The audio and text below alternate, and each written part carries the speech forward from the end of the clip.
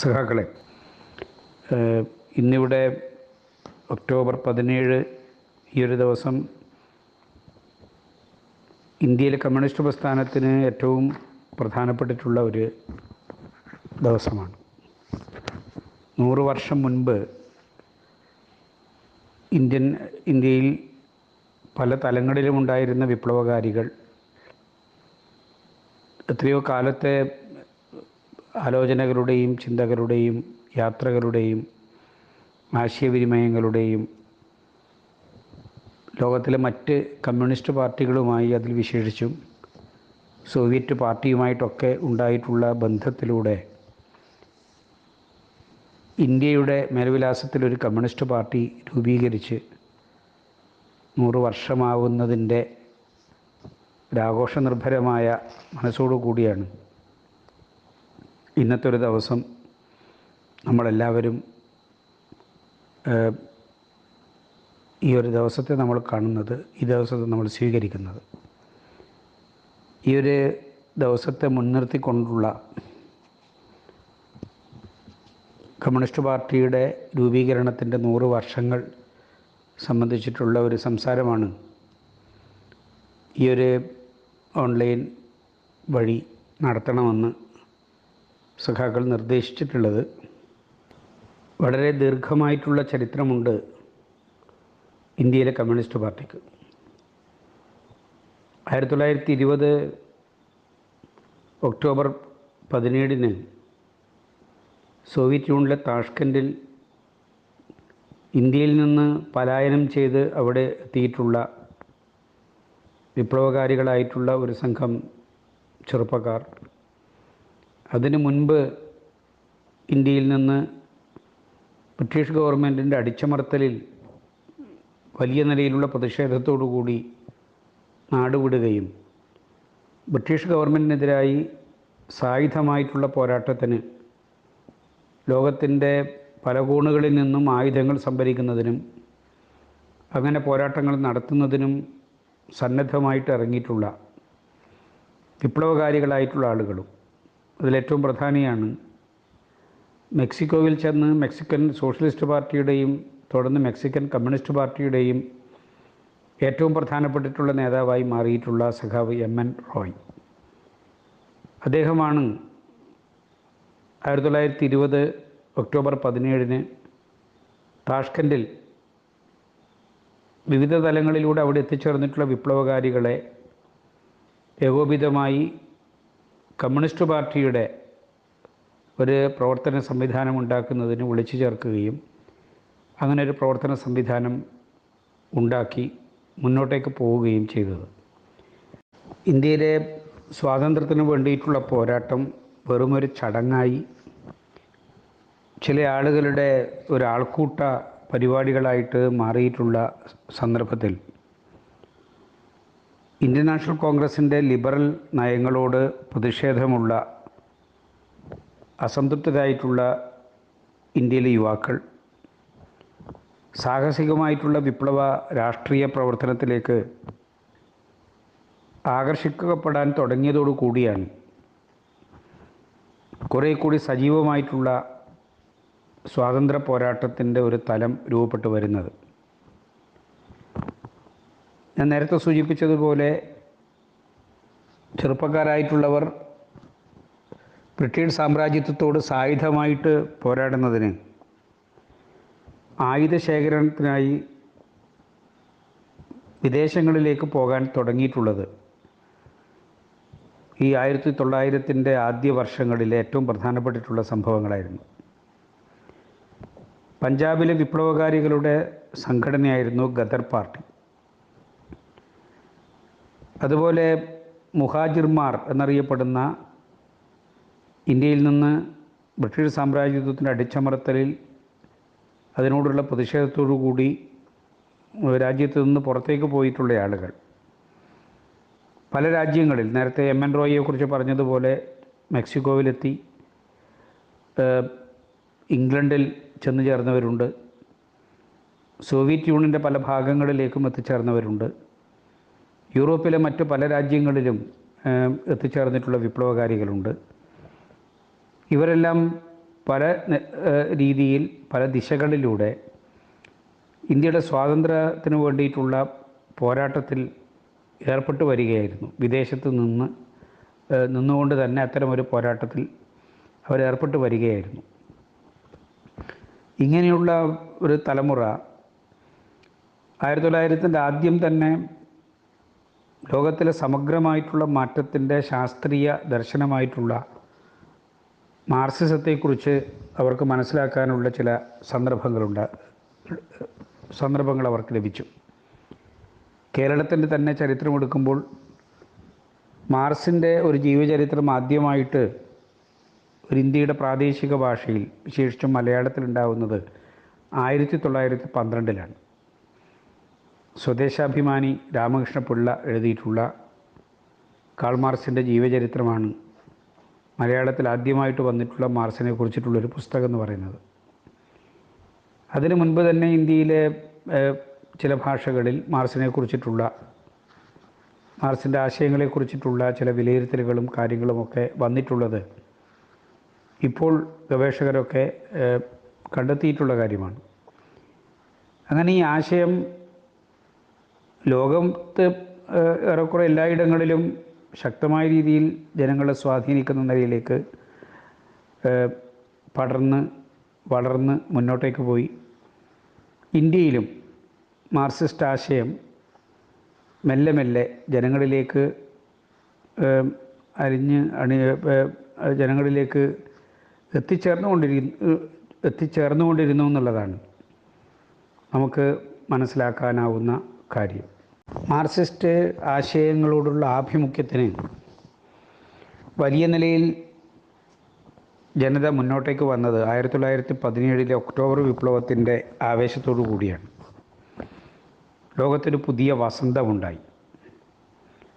അതുവരെ ലോകം ദർശിച്ചിട്ടില്ലാത്ത ഒരു പുതിയ സാമൂഹിക സംവിധാനം മാർക്സിസ്റ്റ് ആശയങ്ങളിലൂന്നി ലെനിൻ്റെ നേതൃത്വത്തിൽ സോവിയറ്റ് യൂണിയനിൽ പടർന്ന് പന്തലിച്ചു എന്ന് വേണമെങ്കിൽ നമുക്ക് പറയാം. ലോകത്തിലെ ആദ്യത്തെ ഒരു സംഭവമായിരുന്നു അത്.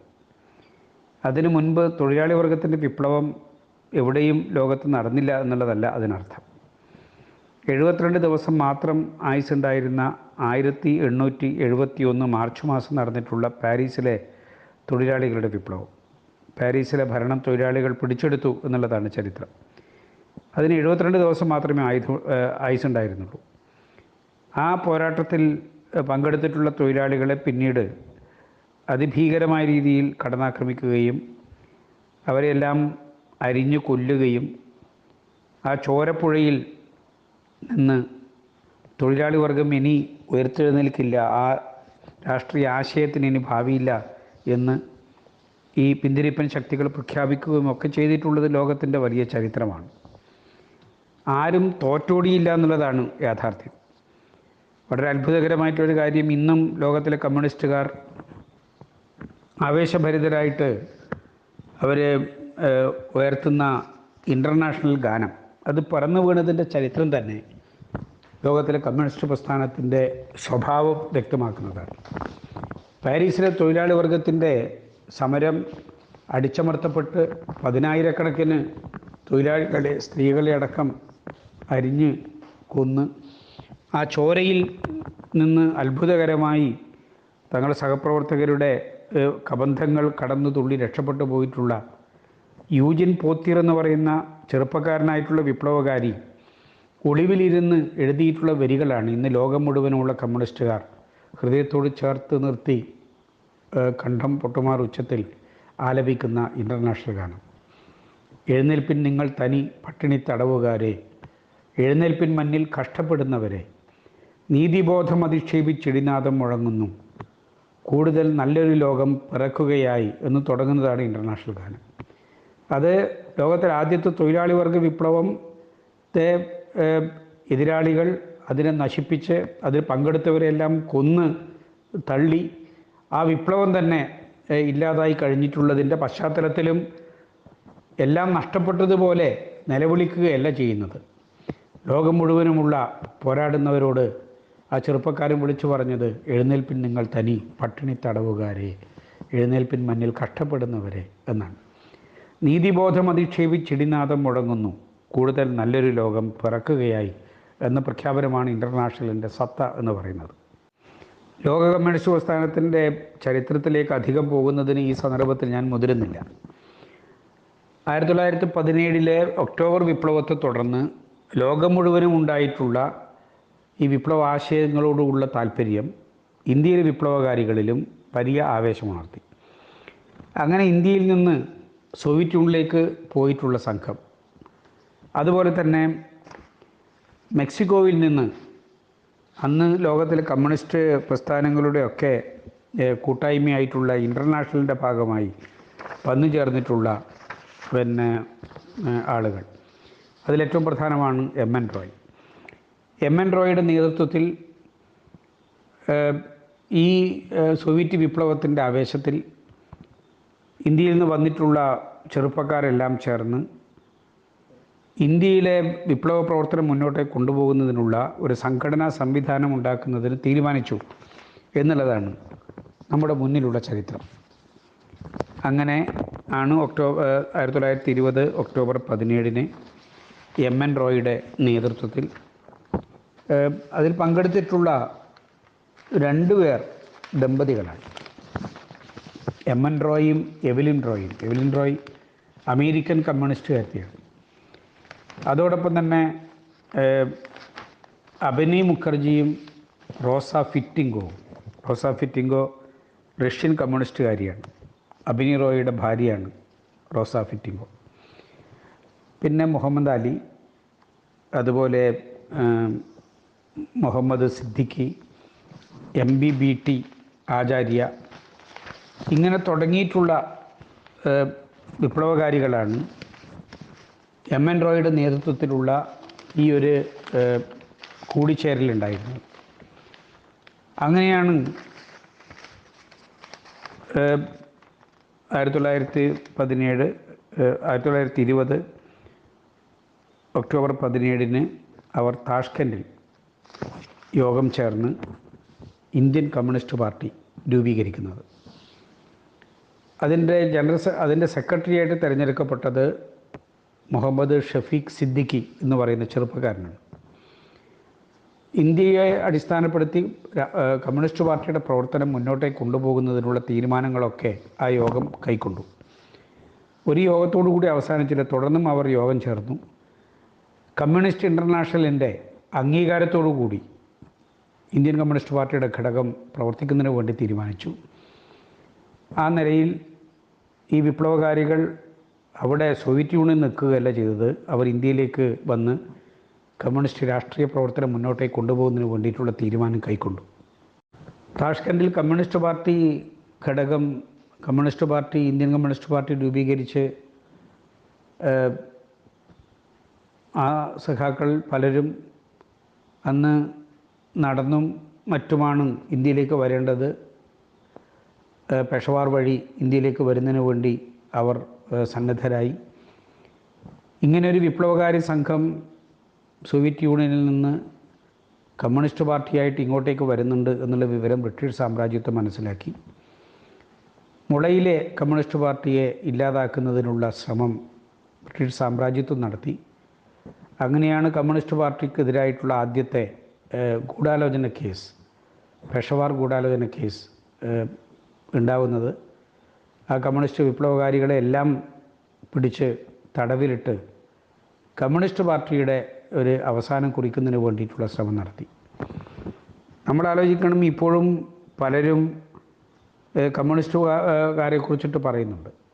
ഈ പാർട്ടിയെ ഒരു തെരഞ്ഞെടുപ്പിൽ തോറ്റാൽ ഈ പാർട്ടി ഇല്ലാതാകും, അതല്ലെങ്കിൽ മറ്റേതെങ്കിലും രീതിയിലൊരു തിരിച്ചടി ഉണ്ടായാൽ കമ്മ്യൂണിസ്റ്റ് പാർട്ടിക്ക് അതിൻ്റെ പ്രവർത്തനങ്ങൾ അവസാനിക്കും, അത് പ്രവർത്തനമില്ലാത്ത ഒന്നായിട്ട് മാറിത്തീരും, അതല്ലെങ്കിൽ കമ്മ്യൂണിസ്റ്റ് പാർട്ടി മരിച്ചു പോകും എന്നൊക്കെ ധരിക്കുന്ന ആളുകളുണ്ട്. അങ്ങനെ വിചാരിച്ച് ഈ പാർട്ടിയെ കടന്നാക്രമിക്കുന്ന ആളുകളുണ്ട്.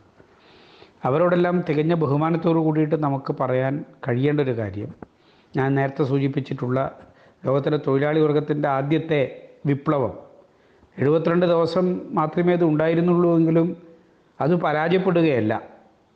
യൂറോപ്പിൽ, ലോകത്തിലെ അങ്ങോളം ഇങ്ങോളം വലിയ ചലനങ്ങൾ ഉണ്ടാക്കുന്നതിന് പാരീസ് കമ്മ്യൂൺ എന്ന് വിളിക്കുന്ന ലോകത്തിലെ ആദ്യത്തെ തൊഴിലാളി വർഗ വിപ്ലവം വഴിയൊരുക്കി എന്നുള്ളതാണ് നമ്മുടെ അനുഭവം. ഇന്ത്യയിൽ ആദ്യമായി വിപുലമായ നിലയിലുള്ള ഒരു കമ്മ്യൂണിസ്റ്റ് പാർട്ടിയുടെ സമ്മേളനം നടന്നത് 1925 കാൺപൂരിലാണ്. സത്യവ്രതൻ എന്ന് പറയുന്ന ഒരു വിപ്ലവകാരിയാണ് ആ കൺവെൻഷൻ വിളിച്ചു ചേർക്കുന്നതിന് മുഖ്യ നേതൃത്വമായത്. ആ കൺവെൻഷനിൽ അധ്യക്ഷം വഹിച്ചത് തമിഴ്നാട്ടിൽ നിന്ന് പോയ, തമിഴ്നാട്ടിൽ അന്ന് തമിഴ്നാടില്ല, മദ്രാശിയാണ്. മദ്രാശിയിൽ ആദ്യമായിട്ട് ചെങ്കൊടി ഉയർത്തിയ ശിങ്കാരവേലു ചെട്ടിയാർ എന്ന് പറയുന്ന മഹാനായിട്ടുള്ള വിപ്ലവകാരിയാണ്. അദ്ദേഹമാണ് കാൺപൂർ സമ്മേളനത്തിൽ അധ്യക്ഷം വഹിച്ചത്. മുസാഫർ അഹമ്മദിനെ പോലൊക്കെയുള്ള ഇന്ത്യയിലെ അറിയപ്പെടുന്ന വിപ്ലവകാരികൾ ആ കൺവെൻഷനിൽ പങ്കെടുത്തു. ആ കൺവെൻഷൻ ഇന്ത്യയിലെ കമ്മ്യൂണിസ്റ്റ് പാർട്ടിക്കൊരു ഏകോപിതമായിട്ടുള്ള പ്രവർത്തനങ്ങൾ സംഘടിപ്പിക്കുന്നതിനുള്ള വഴിയൊരുക്കി എന്നുള്ളതാണ് അനുഭവം.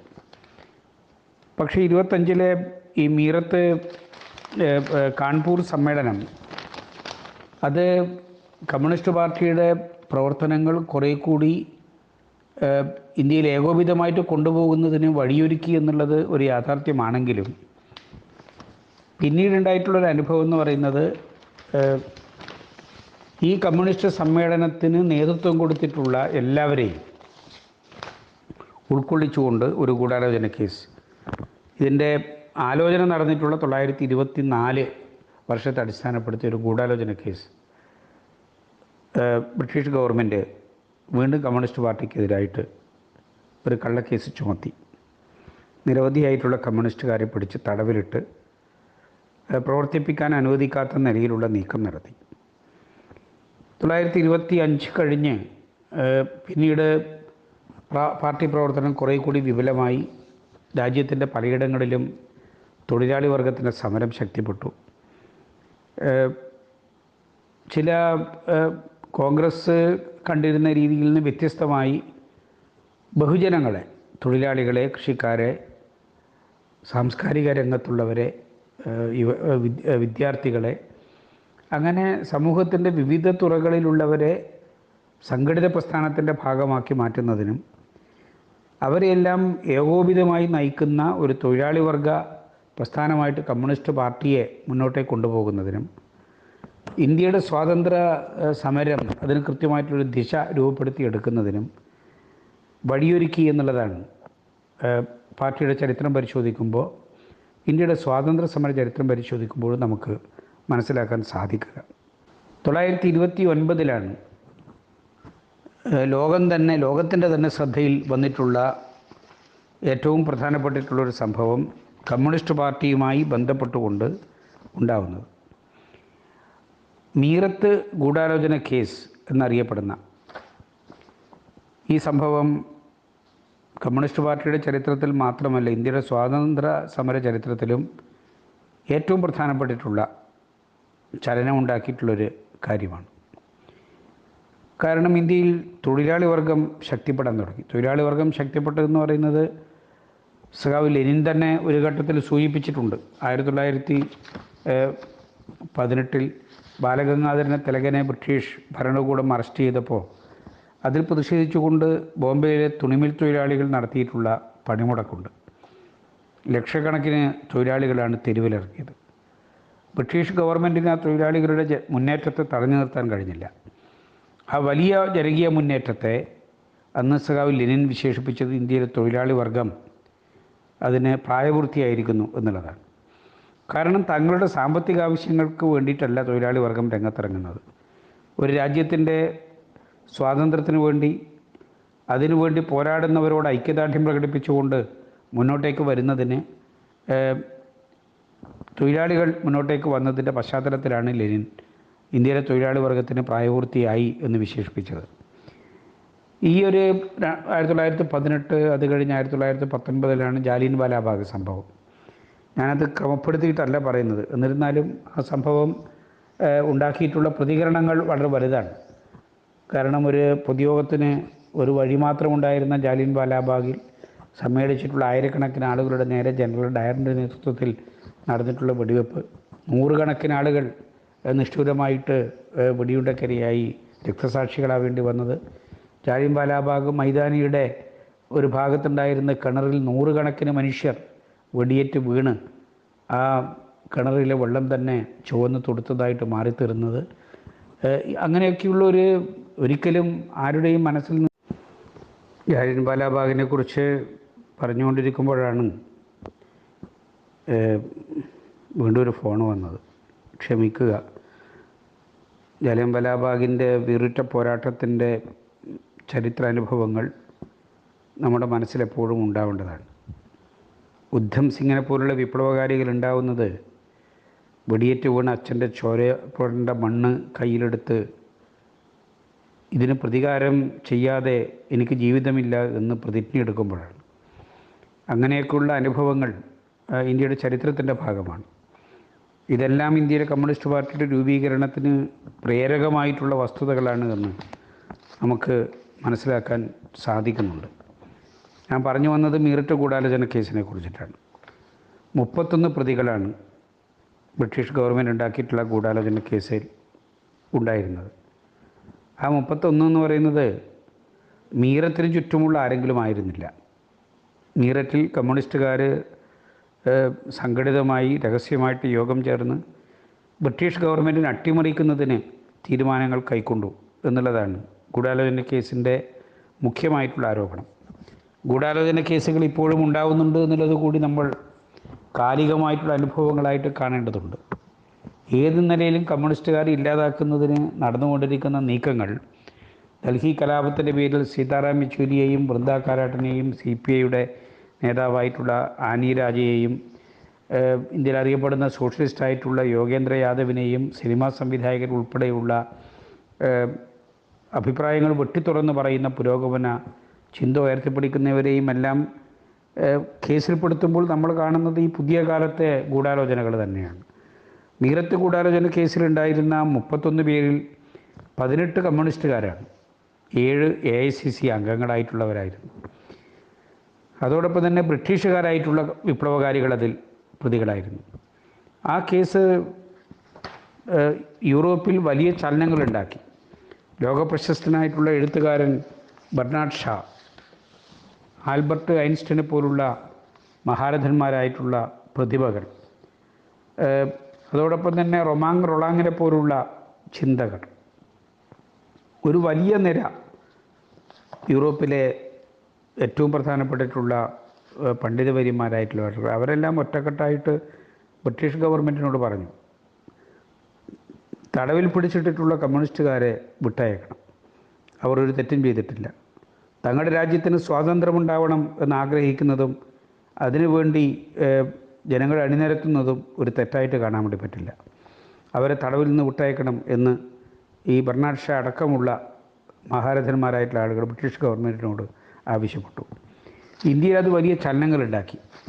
കമ്മ്യൂണിസ്റ്റുകാർക്കെതിരായിട്ടുള്ള ഈ ഗൂഢാലോചന കേസ് അത് കമ്മ്യൂണിസ്റ്റുകാരുടെ മാത്രം നേരെയുള്ള കേസല്ല, അത് ഇന്ത്യയിലെ സ്വാതന്ത്ര്യ പോരാളികളുടെ ആകെ നേരെയുള്ള നീക്കമാണ് എന്ന് കണ്ടുകൊണ്ടാണ് അന്ന് ഇന്ത്യയിൽ ഏറ്റവും പ്രഗത്ഭരായിട്ടുള്ള 2 രാഷ്ട്രീയ നേതാക്കന്മാരുടെ നേതൃത്വത്തിൽ, അതിലൊന്ന് മോത്തിലാൽ നെഹ്റുവാണ്, മറ്റത് മുഹമ്മദ് അലി ജിന്നയാണ്. ഇവരുടെ നേതൃത്വത്തിലാണ് ഒരു നിയമസഹായ കമ്മിറ്റി രൂപീകരിച്ച് ഈ വിപ്ലവകാരികളെ സഹായിക്കുന്നതിന് വേണ്ടിയിട്ടുള്ള നീക്കം നടത്തിയത്. മദിരാശിയിലെ കമ്മ്യൂണിസ്റ്റ് പ്രസ്ഥാനത്തിൻ്റെ നായകനായിട്ടുള്ള ശിങ്കാരവേലു ചെട്ടിയാർ കൽക്കത്തയുടെ തെരുവുകളിൽ തൊഴിലാളികളെയും കൃഷിക്കാരെയും സംഘടിപ്പിച്ച് അവരുടെ എല്ലാം പ്രിയപ്പെട്ട കാക്കാ ബാബുവായി അറിയപ്പെടുന്ന മുസാഫർ അഹമ്മദ്, ഉത്തർപ്രദേശിലെ പോർക്കളങ്ങളിൽ ഉന്നതമായിട്ടുള്ള വിദ്യാഭ്യാസം നേടി വിപ്ലവ രാഷ്ട്രീയത്തിലേക്ക് എടുത്തു ചാടിയിട്ടുള്ള, പിന്നീട് കമ്മ്യൂണിസ്റ്റ് പാർട്ടിയുടെ ജനറൽ സെക്രട്ടറിയായിട്ട് ദീർഘകാലം പ്രവർത്തിച്ചിട്ടുള്ള PC ജോഷി, ബോംബെയിലെ തൊഴിലാളി വർഗത്തിൻ്റെ പ്രിയപ്പെട്ട നേതാവായിരുന്ന SA ഡാംഗെ, ഇങ്ങനെ ഇന്ത്യയുടെ എല്ലാ ഭാഗങ്ങളിലുമുള്ള വിപ്ലവകാരികളാണ് ഈ മീററ്റ് ഗൂഢാലോചന കേസിൽ പ്രതികളാക്കപ്പെട്ടിട്ടുള്ളവർ. അവർ കോടതിയിൽ നടത്തിയിട്ടുള്ള വാദമുഖങ്ങളുണ്ട്. നേരിട്ടവർ കോടതിയിൽ വാദിച്ചു തങ്ങൾ എന്തിനു വേണ്ടിയിട്ടാണ് നിൽക്കുന്നത്, തങ്ങൾ എന്തിനു വേണ്ടിയിട്ടാണ് ഈ പോർക്കളങ്ങളിൽ സമരസജ്ജരായിട്ട് തലയുയർത്തിപ്പിടിച്ച് മുന്നോട്ടേക്ക് പോകുന്നത്.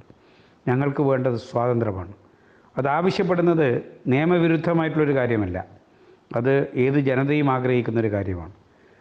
10,000-കണക്കിന് പേജുകളിൽ മീറത്ത് ഗൂഢാലോചന കേസിലെ പ്രതികളായിട്ടുള്ളവർ കോടതിയിൽ നടത്തിയിട്ടുള്ള വാദമുഖങ്ങൾ രേഖപ്പെടുത്തി വെച്ചിട്ടുള്ളത് ഇന്ന് ഇന്ത്യയിൽ ആർക്കൈവ്സിൽ കിട്ടുന്ന രേഖയാണ്.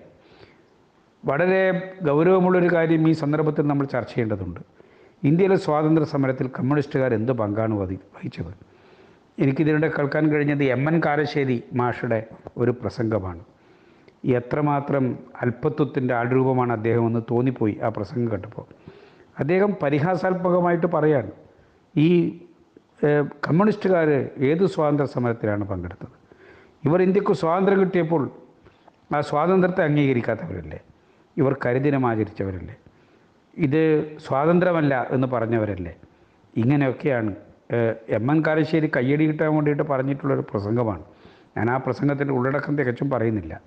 നിങ്ങൾ ആലോചിച്ച് നോക്കണം, 1921-ലും 1922-ലും അഹമ്മദാബാദിലും ഗയയിലും നടന്നിട്ടുള്ള കോൺഗ്രസിൻ്റെ ദേശീയ സമ്മേളനങ്ങളിൽ അന്ന് കമ്മ്യൂണിസ്റ്റ് പാർട്ടി പ്രവർത്തകന്മാർക്കും ആ സമ്മേളനത്തിൽ പങ്കെടുക്കാൻ കഴിഞ്ഞിരുന്നു. അതിൽ ഹസ്രത്ത് മൊഹാനിയെ പോലുള്ള കമ്മ്യൂണിസ്റ്റ് വിപ്ലവകാരികൾ ആ സമ്മേളനത്തിൽ പങ്കെടുത്തുകൊണ്ട് അവിടെ നടത്തിയിട്ടുള്ള കമ്മ്യൂണിസ്റ്റ് പാർട്ടിയുടെ ഇന്ത്യയുടെ സ്വാതന്ത്ര്യത്തെക്കുറിച്ചിട്ടുള്ള കാഴ്ചപ്പാടുകൾ അവർ ആ സമ്മേളനത്തിനോട് പങ്കുവച്ചു. ഇന്ത്യയുടെ ചരിത്രത്തിലാദ്യമായി, ഇന്ത്യയുടെ സ്വാതന്ത്ര്യ സമര ചരിത്രത്തിലാദ്യമായി ഇന്ത്യയുടെ സ്വാതന്ത്ര്യ സമരത്തിൻ്റെ ലക്ഷ്യം പൂർണ്ണ സ്വരാജാണ്, പൂർണ്ണ സ്വാതന്ത്ര്യമാണ് എന്ന് ആവശ്യപ്പെട്ടത് ഇന്ത്യയിൽ കമ്മ്യൂണിസ്റ്റുകാരാണ്. ഡൊമീനിയൻ പദവി മതി. അതോടൊപ്പം തന്നെ ബ്രിട്ടീഷ് ഗവൺമെൻറ്റിൻ്റെ കീഴിൽ, അതിൻ്റെ കീഴിലുള്ള ഒരു സ്വതന്ത്ര ഗവൺമെൻറ് ഉണ്ടായാൽ മതി എന്നൊക്കെയുള്ള നിലയിലുള്ള ആവശ്യമാണ് കോൺഗ്രസ് ഉന്നയിച്ചിരുന്നത്. പൂർണ്ണ സ്വാതന്ത്ര്യം വേണം എന്നാവശ്യപ്പെട്ടത് ഇന്ത്യയുടെ ചരിത്രത്തിൽ ആദ്യമായി കമ്മ്യൂണിസ്റ്റുകാരാണ്. അതിൻ്റെ വ്യക്തമായിട്ടുള്ള രേഖകൾ ഇപ്പോഴുമുണ്ട്. ചരിത്ര ശേഖരങ്ങളത് കാണാൻ സാധിക്കുന്നൊരു കാര്യമാണ്. 21-ലും 22-ലും അഹമ്മദാബാദിലും ഗയയിലും നടന്നിട്ടുള്ള സമ്മേളനത്തിൽ കമ്മ്യൂണിസ്റ്റുകാർ നടത്തിയിട്ടുള്ള ഇടപെടലുകൾ. 1928-29 കൂടിയിട്ടാണ് കോൺഗ്രസ് പൂർണ്ണ സ്വാതന്ത്ര്യം വേണം എന്നാവശ്യം ഉന്നയിക്കുന്നത്. നിങ്ങൾ ആലോചിച്ച് നോക്കണം, ആരാ ഇന്ത്യയുടെ സ്വാതന്ത്ര്യ സമരത്തിന് കൃത്യമായിട്ടൊരു ദിശാബോധം നൽകിയത്? കമ്മ്യൂണിസ്റ്റുകാരല്ല എന്നാർക്കെങ്ങനെ പറയാൻ പറ്റുമോ? ഈ 22-ലും 24, 25 ഘട്ടങ്ങളിലും 29-ലും മീറത്ത് ഗൂഢാലോചന കേസും ബ്രിട്ടീഷുകാർ കമ്മ്യൂണിസ്റ്റുകാർക്കെതിരായിട്ട് ഉണ്ടാക്കിയിട്ടുള്ള കള്ളക്കേസുകളാണ്. എന്തുകൊണ്ടാണ്? ഇവരാണ് ഇന്ത്യയുടെ സ്വാതന്ത്ര്യ സമരത്തിന് വേഗത കൂട്ടുന്നവർ എന്ന് കണ്ടറിഞ്ഞിട്ടല്ലേ. 1946, ഞാൻ കൂടുതൽ അതിൻ്റെ മറ്റു കാര്യങ്ങളിലേക്കൊന്നും പോവുകയല്ല. 1946-ലാണ് RIN കലാപം. റോയൽ ഇന്ത്യൻ നാവിയിൽ ജോലി ചെയ്യുന്ന 10,000-കണക്കിന് സൈനികർ, ബ്രിട്ടീഷുകാരുടെ ശമ്പളക്കാരാണ്, ഇന്ത്യക്കാരാണ്.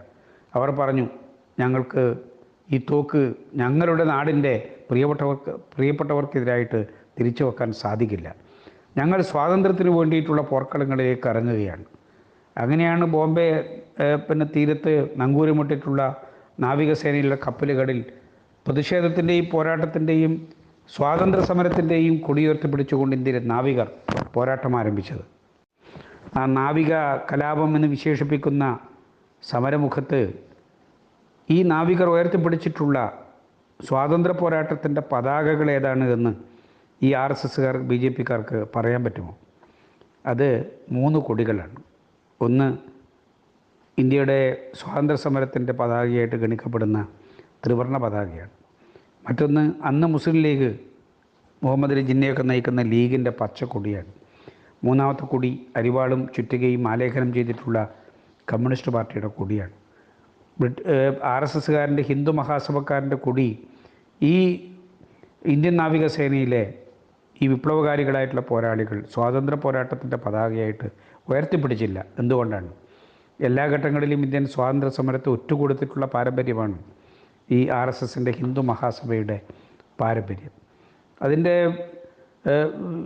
വസ്തുനിഷ്ഠമായിട്ടുള്ള ചരിത്രം നമ്മുടെ മുന്നിലുണ്ട്. അന്തമാൻ നിക്കോബാർ ദ്വീപിലെ സെല്ലുലാർ ജയിലിൽ കിടക്കുന്ന വിപ്ലവകാരികളൊന്നും തിരിച്ചു വരാറില്ല. അവിടെ തന്നെ ജീവിതം അവസാനിപ്പിക്കുകയാണ്, അല്ലെങ്കിൽ ബ്രിട്ടീഷുകാരൻ്റെ മർദ്ദനമേറ്റിട്ട് അവിടെ രക്തസാക്ഷികളാവേണ്ടി വരുന്ന അനുഭവമാണ്.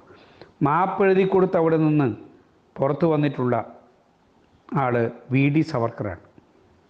ആ VD സവർക്കർ ഗാന്ധിയെ കൊന്നിട്ടുള്ള കേസിലെ 6ാമത്തെ പ്രതി കൂടിയാണ്. ആ മനുഷ്യൻ്റെ ചിത്രമാണ് ഇന്ത്യയുടെ പാർലമെൻറ്റ് സെൻട്രൽ ഹാളിൽ ഗാന്ധിയുടെ പടത്തിന് അരികത്ത് കൊണ്ടുപോയിട്ട് സ്ഥാപിച്ചത് ഈ BJP ഗവൺമെൻറ് അധികാരത്തിൽ വന്നപ്പോൾ. ഇവരാണ് സ്വാതന്ത്ര്യത്തെക്കുറിച്ചിട്ട് പറയുന്നത്, കമ്മ്യൂണിസ്റ്റുകാരുടെ സ്വാതന്ത്ര്യ സമര പങ്കാളിത്തത്തെക്കുറിച്ചിട്ട് പറയുന്നത്. ഇന്നും നമ്മൾ കണ്ടുകൊണ്ടിരിക്കുന്നൊരു കാര്യം, കമ്മ്യൂണിസ്റ്റ് ആശയത്തെ, കമ്മ്യൂണിസ്റ്റ് പ്രസ്ഥാനത്തെ, അതിൻ്റെ പ്രവർത്തനങ്ങളെ ഇല്ലാതാക്കുന്നതിന് ബ്രിട്ടീഷുകാരുടെ കാലത്ത് സ്വതന്ത്ര ഇന്ത്യയിൽ ഇപ്പോഴും നടന്നുകൊണ്ടിരിക്കുന്ന നീക്കങ്ങൾക്കൊക്കെ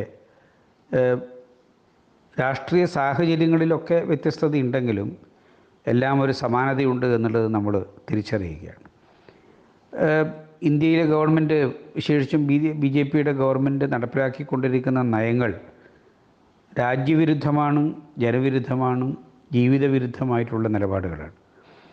അതിനെതിരായിട്ട് CPIM ഉൾപ്പെടെയുള്ള ഇന്ത്യയിലെ ഇടതുപക്ഷ പാർട്ടികൾ സ്വീകരിക്കുന്ന നിലപാടുകൾ, അതിനോട് ഭരണകൂടം സ്വീകരിക്കുന്ന സമീപനങ്ങൾ, ഈ സമീപകാലത്ത് നടന്നിട്ടുള്ള ഏറ്റവും പ്രധാനപ്പെട്ടുള്ള ഒരു കാര്യം, ഇന്ത്യയിലെ കൃഷിക്കാരുടെ മരണ വാറണ്ടായിട്ട് വന്നിട്ടുള്ള കാർഷിക നിയമങ്ങൾ ഒരു ചർച്ചയുമില്ലാതെ,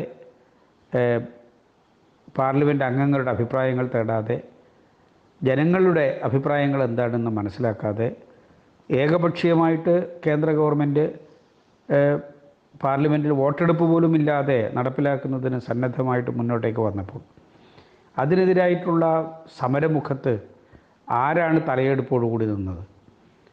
ചെറിയ എണ്ണമേ ഉള്ളൂ എങ്കിലും ഇന്ത്യയുടെ പാർലമെൻറ്റിൽ കമ്മ്യൂണിസ്റ്റുകാരാണ് ധീരമായിട്ടുള്ള പോരാട്ടം നടത്തിയത്. പാർലമെൻറ്റിനകത്തും പുറത്തും സമരങ്ങൾ ഉയർത്തിക്കൊണ്ടുവരിക എന്നുള്ളത് കമ്മ്യൂണിസ്റ്റ് പാർട്ടിയുടെ ആശയമാണ്. പാർലമെൻറ്റിനെ മാത്രം ആശ്രയിച്ചൊരു നാടിൻ്റെ മോചന പ്രക്രിയ മുന്നോട്ടേക്ക് കൊണ്ടുപോകാൻ കഴിയില്ല എന്ന കൃത്യമായിട്ടുള്ള നിലപാടുള്ള പാർട്ടിയാണ് കമ്മ്യൂണിസ്റ്റ് പാർട്ടി. പാർലമെൻറ്റിനകത്ത് ധീരമായിട്ടുള്ള പോരാട്ടം നടന്നു. അതുകൊണ്ടാണ് എളമരം കരീമും KK രാഗേഷും ഉൾപ്പെടെയുള്ള CPIMൻ്റെ പ്രതിനിധികളെ പാർലമെൻറ്റിൽ നിന്ന് 8 MP സസ്പെൻഡ് ചെയ്യുമ്പോൾ അതിൽ 2 പേർ ഈ CPIM MP എന്നുള്ളത് നമ്മൾ അഭിമാനത്തോടു കൂടിയിട്ട് കാണുകയാണ്. രാജ്യത്തിൻ്റെ ഏറ്റവും പ്രധാനപ്പെട്ടിട്ടുള്ള വേദിയിൽ ഇന്ത്യയിലെ കൃഷിക്കാർക്ക് വേണ്ടി, ഈ രാജ്യത്തിൻ്റെ താല്പര്യങ്ങൾക്ക് വേണ്ടിയിട്ടുള്ള പോരാട്ടത്തിൽ മുന്നിൽ നിൽക്കുന്നത് കമ്മ്യൂണിസ്റ്റുകാരാണെന്നുള്ളതിൻ്റെ ഏറ്റവും വലിയ ദൃഷ്ടാന്തമാണ് പാർലമെൻറ്റിൽ നമുക്ക് കാണാൻ സാധിച്ചത്. ലോകസഭയിൽ ഈ കേരളത്തിൽ തിരഞ്ഞെടുക്കപ്പെട്ടു പോയിട്ടുള്ള 19 പേരുണ്ട് UDFൻ്റെ പ്രതിനിധികൾ. ഒരക്ഷരം ആരെങ്കിലും പ്രതികരിച്ചോ? അതിനെതിരായിട്ട് ശബ്ദമുയർത്തുന്നതിന് മുന്നോട്ടേക്ക് വന്നു. രാജ്യസഭയിൽ ഈ പോരാട്ടത്തിലൊക്കെ കേരളത്തിൽ നിന്നുള്ള വലിയ തലയെടുപ്പുള്ള നേതാക്കന്മാരുണ്ടല്ലോ, രാജ്യസഭാ അംഗമായിട്ട്, കോൺഗ്രസിൻ്റെ, ലീഗിൻ്റെ ഒക്കെ പ്രതിനിധികളായിട്ട്. ആരെങ്കിലും ഉണ്ടായോ ഈ സമരത്തിൽ, ഈ പോരാട്ടത്തിൽ? കമ്മ്യൂണിസ്റ്റുകാരാണ് ഈ രാജ്യത്തിൻ്റെ താല്പര്യത്തിന് വേണ്ടി മുന്നിൽ നിൽക്കുന്നത്. ഇന്ത്യയുടെ വടക്കേ ഇന്ത്യയിൽ വിശേഷിച്ച് നടന്നുകൊണ്ടിരിക്കുന്ന ഈ സമരങ്ങളിലെല്ലാം ചെറുതാണെങ്കിലും കരുത്തായിട്ട് ജനങ്ങൾക്ക് ആത്മഹത്യയല്ല, പോരാട്ടമാണ് ജീവിതത്തിൻ്റെ വഴിയെന്ന് കൃഷിക്കാരെ ബോധ്യപ്പെടുത്താനും അവരെ സമര ഭൂമികളിലേക്ക് നയിക്കുന്നതിനും സന്നദ്ധമായിട്ട് രംഗത്തിറങ്ങുന്നത് കമ്മ്യൂണിസ്റ്റുകാരാണ്, കിസാൻ സഭ പോലുള്ള അഖിലേന്ത്യാ പ്രസ്ഥാനങ്ങളാണ് എന്ന് നമ്മൾ അഭിമാനത്തോടു കൂടിയിട്ട് ഇന്ന് കാണുകയാണ്. നിങ്ങളാലോചിക്കണം, കേരളത്തിൽ ഇന്ത്യയുടെ ഗവൺമെൻറ്റിന് ബദലായിട്ടുള്ള നയങ്ങൾ ഉയർത്തിപ്പിടിച്ചുകൊണ്ട് പ്രവർത്തിക്കുന്ന ഒരു ഗവൺമെൻറ്റാണ് കേരളത്തിൽ നിൽക്കുന്നത്. ആ നയങ്ങൾ മുഴുവനും ഞാനിവിടെ വിശദീകരിക്കണമെന്ന് ഉദ്ദേശിക്കുന്നില്ല. കോർപ്പറേറ്റുകളുടെ ചൂഷണ കേന്ദ്രമായിട്ട് കേരളത്തെ മാറ്റാൻ വിടില്ല എന്ന ഇച്ഛാശക്തിയുള്ള നിലപാട് കേരളത്തിൽ LDF ഗവൺമെൻറ് സ്വീകരിക്കുമ്പോൾ ആ ഗവൺമെൻറ്റിനെ അട്ടിമറിക്കുന്നതിന് ഒരു ഭാഗത്ത് UDF, അതിൻ്റെ നേതൃത്വം കോൺഗ്രസ്സായി, മറ്റൊരു ഭാഗത്ത് BJP, അതോടൊപ്പം തന്നെ കേരളത്തിലെ വലതുപക്ഷ മാധ്യമങ്ങൾ എല്ലാം ഒരു സംഘടിത മുന്നണിയായിട്ട് ഈ ഗവൺമെൻറ്റിനെതിരായിട്ടും ഇടതുപക്ഷ രാഷ്ട്രീയത്തിനെതിരായിട്ടും നടത്തിക്കൊണ്ടിരിക്കുന്ന നീക്കങ്ങൾ നമ്മൾ കണ്ടുകൊണ്ടിരിക്കുകയാണ്. തികഞ്ഞ ജാഗ്രതയോടുകൂടി ഇത്തരം നീക്കങ്ങൾ ചെറുത്തു നിന്നുകൊണ്ട് ഇന്ത്യയുടെ രക്ഷയ്ക്ക്, ഇന്ത്യയുടെ മോചനത്തിന്, ഇന്ത്യയുടെ മഹാഭൂരിപക്ഷം വരുന്ന സാധാരണ മനുഷ്യരുടെ ജീവിതത്തിന് വെളിച്ചം നൽകുന്നതിന് കഴിയുന്നത് ഇന്ത്യയിലെ ഇടതുപക്ഷത്തിനാണ്, അതിൽ വിശേഷിച്ചും കമ്മ്യൂണിസ്റ്റ് പാർട്ടിക്കാണ് എന്ന് തിരിച്ചറിഞ്ഞുകൊണ്ട് ഈ കാലത്തിൻ്റെ ഉത്തരവാദിത്വങ്ങൾ ഏറ്റെടുത്ത് മുന്നോട്ടേക്ക് പോവുക എന്നുള്ളതാണ് നമുക്ക് നിർവഹിക്കാനുള്ള ഉത്തരവാദിത്വം. ആ ഉത്തരവാദിത്വം ഏറ്റെടുത്ത് നമുക്ക് കാര്യങ്ങൾ മുന്നോട്ടേക്ക് കൊണ്ടുപോകാൻ സാധിക്കണം. അതിന് സഹായകരമാവുന്ന നിലയിലുള്ള വളരെ കാര്യമായിട്ടുള്ള തയ്യാറെടുപ്പില്ലാതെ ഈ ഒരു പെട്ടെന്ന് ഉള്ള ഒരു വിവരത്തിൻ്റെ അടിസ്ഥാനത്തിലാണ് ഇത്രയും കാര്യങ്ങൾ ഞാനിവിടെ സൂചിപ്പിക്കുന്നത്. കൂടുതൽ ശക്തമായി, കൂടുതൽ വിപുലമായി, കൂടുതൽ യോജിപ്പോടുകൂടി ഒരേ മനുഷ്യനായി നിവർന്നു നിന്ന് ഈ രാജ്യത്തിൻ്റെ മോചനത്തിന് വേണ്ടിയിട്ടുള്ള പോരാട്ടത്തിൽ ചെങ്കൊടിയാണ് നമ്മുടെ കയ്യിലുള്ള ആയുധം എന്ന തിരിച്ചറിവോടുകൂടി നമുക്ക് മുന്നോട്ടേക്ക് പോകാൻ സാധിക്കണം എന്ന് വിനയപൂർവ്വം എല്ലാ സഖാക്കളോടും അഭ്യർത്ഥിച്ചുകൊണ്ട് ഈ പരിപാടിയിൽ പങ്കെടുക്കുന്നവരെ വിപ്ലവകരമായിട്ട് അഭിവാദ്യം ചെയ്തുകൊണ്ട് ഞാൻ എൻ്റെ വാക്കുകൾ ഉപസംഹരിക്കുന്നു. നിങ്ങൾക്ക് അഭിവാദ്യം അർപ്പിക്കുന്നു.